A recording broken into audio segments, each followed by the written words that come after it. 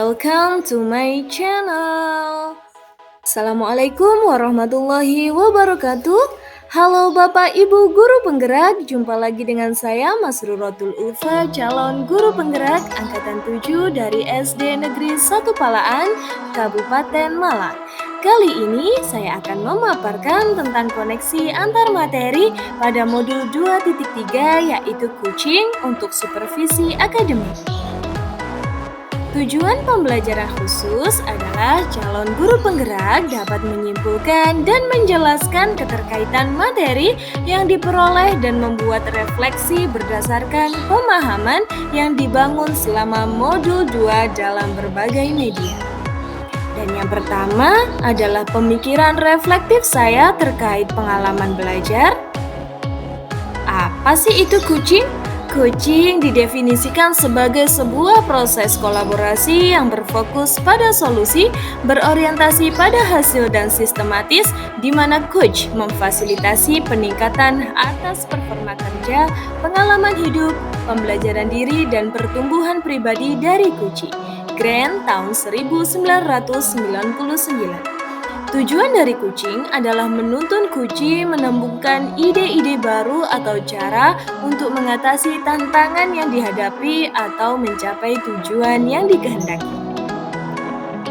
Nah, paradigma berpikir kucing yang pertama adalah fokus pada kunci atau rekan yang akan dikembangkan, kemudian yang kedua bersikap terbuka dan ingin tahu, dan yang ketiga memiliki kesadaran diri yang kuat, dan keempat mampu melihat peluang baru di masa depan. Kompetensi inti pada kucing yaitu kehadiran penuh atau presence, kemudian mendengarkan aktif dan mengajukan pertanyaan berbobot. Sedangkan prinsip kucing adalah kemitraan, proses kreatif, dan memaksimalkan potensi. Kucing juga terdapat mendengarkan dengan rasa. Apa itu rasa? R adalah receive atau menerima semua informasi dari kucing. Kemudian A adalah ask atau ajukan pertanyaan untuk mengidentifikasi masalah kucing. Kemudian S adalah summarize atau merangkum informasi yang didapat, dan A, appreciate, memberikan respon seperti mengangguk atau berkata iya. Selanjutnya adalah percakapan berbasis kucing dengan alur tirta. Apa sih itu tirta? Tirta merupakan kepanjangan dari T yaitu tujuan, I identifikasi, R rencana, dan T adalah tanggung jawab. Tujuan, coach perlu mengetahui apa tujuan yang hendak dibicarakan oleh kucing. Sedangkan identifikasi yaitu proses menggali semua hal yang terjadi pada diri kucing. Rencana aksi yaitu coach membantu kucing dalam memilih dan memilah hasil pemikiran selama sesi yang nantinya akan dijadikan sebuah rancangan aksi. Kemudian tanggung jawab adalah komitmen kucing dalam membuat sebuah rencana aksi dan menjalankannya.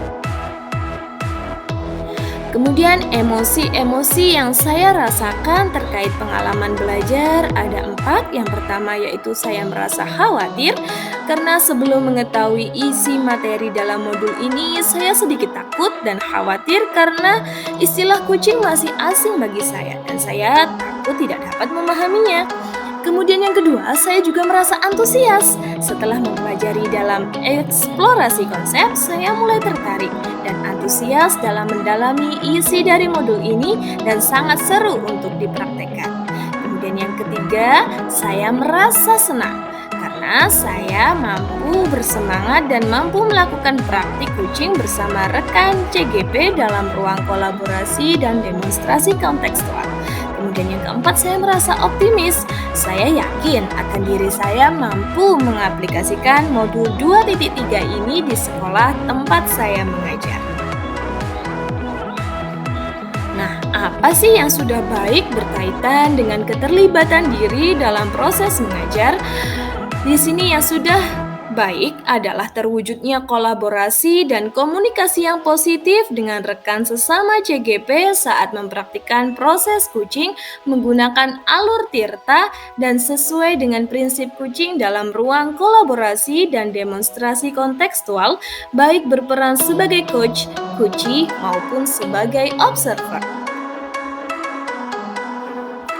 Kemudian, apa sih yang perlu diperbaiki berkait dengan keterlibatan diri dalam proses mengajar? Yang pertama adalah menghadirkan presence dalam proses coaching.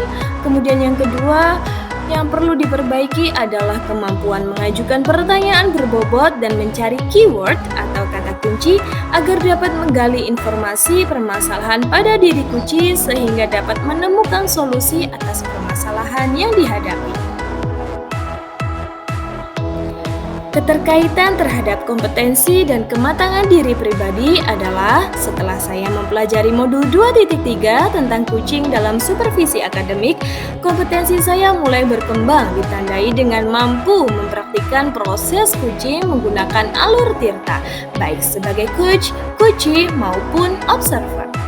Kemudian saya juga mempraktikkan proses coaching, saya harus mampu mengendalikan diri dari asumsi pribadi dan rasa emosi sehingga muncul kematangan berpikir dan bertindak agar sesuai dengan prinsip coaching yaitu kemitraan, proses kreatif, dan memaksimalkan potensi. Yang kedua, analisis untuk implementasi dalam konteks CGP.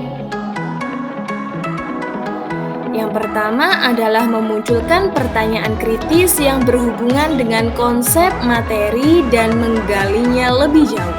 Di sini saya membuat pertanyaan bagaimana agar prinsip coaching dapat diterapkan dalam kegiatan supervisi di sekolah. Prinsip coaching dapat diterapkan jika kepala sekolah memiliki pengetahuan tentang coaching dalam supervisi akademik dan mau mengaplikasikannya. Kegiatan supervisi jangan hanya bertujuan sebagai penilaian guru saja, namun supervisi harus dijadikan sebagai cara untuk meningkatkan kompetensi akademik guru, sehingga tidak hanya melakukan observasi kelas saja, tetapi harus ada pra-observasi dan pasca-observasi berupa percakapan. Dalam percakapan pra-observasi, kepala sekolah harus mendiskusikan perencanaan yang akan dilakukan guru, sedangkan saat pasca observasi, kepala sekolah memberikan umpan balik atau tindak lanjut terkait pelaksanaan observasi kelas yang dilakukan oleh guru. Nah, mengolah materi yang dipelajari dengan pemikiran pribadi sehingga tergali wawasan insight baru bagi saya yaitu coaching dalam supervisi akademik dapat berpengaruh dalam terwujudnya pemimpin pembelajaran yang berpihak pada murid. Pembelajaran yang berpihak pada murid adalah hal yang sangat penting untuk diterapkan dalam lingkungan sekolah. Agar dapat terwujud pembelajaran yang berpihak pada murid, maka guru harus memiliki kompetensi menjadi pemimpin pembelajaran.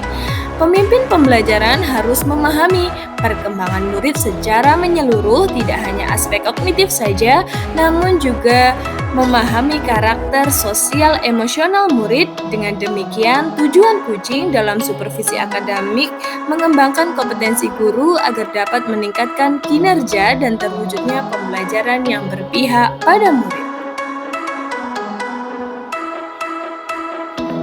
Kemudian, menganalisis tantangan yang sesuai dengan konteks asal CGP baik tingkat sekolah maupun daerah. Tantangan terberat adalah menyeragamkan pemahaman tentang coaching dalam supervisi akademik kepada komunitas sekolah. Kemudian, supervisi akademik juga hanya dijadikan sebagai pelengkap administrasi dan penilaian rutin kepala sekolah kepada guru saja. Seharusnya dapat dijadikan sebagai pedoman untuk meningkatkan kompetensi guru. Kemudian di sini saya mencoba memunculkan alternatif solusi terhadap tantangan yang diidentifikasi. Yang pertama yaitu yang dapat dilakukan adalah melakukan sosialisasi kepada seluruh komunitas sekolah saat kegiatan pengimbasan praktik baik atau pada rapat guru agar terjadi penyeragaman persepsi tentang makna supervisi akademik. Kemudian alternatif solusi yang kedua yaitu dengan memberikan contoh praktik coaching dalam supervisi akademik melalui berbagai media informasi digital yang dapat diakses oleh seluruh komunitas sekolah. Nah, sekarang yang ketiga adalah membuat keterhubungan. Di sini adalah pengalaman masa lalu saya tentang supervisi. Saya pernah disupervisi oleh pengawas sekolah. Pada pada saat menjadi perwakilan guru pendidikan agama Islam angkatan CPNS di kecamatan saya. Namun, supervisi tersebut hanya sebagai pelengkap administrasi pemenuhan sertifikat PIGB saja. Kemudian yang kedua, saya juga pernah disupervisi oleh kepala sekolah. Namun, kegiatan supervisi tersebut hanyalah sebatas menjalankan kewajiban saja tanpa mengetahui makna supervisi yang sebenarnya. Kegiatan supervisi akademik hanya dilakukan saat kepala sekolah melakukan observasi di kelas tanpa adanya pra-observasi dan pasca observasi. Hal tersebut dilakukan hanya untuk memberikan nilai kepada guru. Nah, penerapan di masa yang akan datang, semoga kedepannya supervisi ini dijadikan salah satu bagian dalam peningkatan kompetensi guru dalam bidang akademik dengan menggunakan prinsip coaching yaitu kemitraan, proses kreatif, dan memaksimalkan potensi. Selanjutnya, konsep atau praktik baik yang dilakukan dari modul lain yang telah dipelajari dari modul 2.3 coaching dalam supervisi akademik kaitannya dengan modul 2.1 dan modul 2.2 adalah modul 2.1 dalam pembelajaran berdiferensiasi, murid dikelompokkan berdasarkan kebutuhan belajarnya agar dapat memaksimalkan potensi yang dimiliki. Begitu pula dengan praktik coaching yang harus memaksimalkan potensi kunci agar dapat menemukan sendiri solusi permasalahan yang dihadapi. Kemudian keterhubungan pada modul 2.2 yaitu dalam pembelajaran sosial emosional terdapat teknik stop dan mindfulness yang dilakukan untuk dapat membuat suasana menjadi lebih kondusif. Saat melakukan coaching pun, seorang coach harus menerapkan teknik tersebut agar dapat fokus dan presence dan juga terwujud kehadiran penuh saat proses coaching. Kemudian informasi yang saya dapat dari orang atau sumber lain di luar bahan ajar CGP adalah saya menemukan sebuah pendapat dari tribunnews.com yaitu coaching dalam supervisi akademik adalah salah satu usaha pembinaan kepada guru agar selalu meningkatkan kinerjanya. Coaching harus dilakukan secara konsisten di sekolah untuk membantu guru-guru terbiasa mengevaluasi diri dan mampu merefleksikan kegiatannya, terutama pembelajaran di kelas, kemudian menemukan alternatif pemecahan masalah untuk perbaikan yang pada akhirnya mampu membuat kegiatan pembelajaran yang berkualitas. Nah, demikianlah tadi pemaparan saya tentang koneksi antar materi modul 2.3 coaching dalam supervisi akademik. Jangan lupa untuk like and subscribe ya. Thanks for your attention. Wassalamualaikum warahmatullahi wabarakatuh.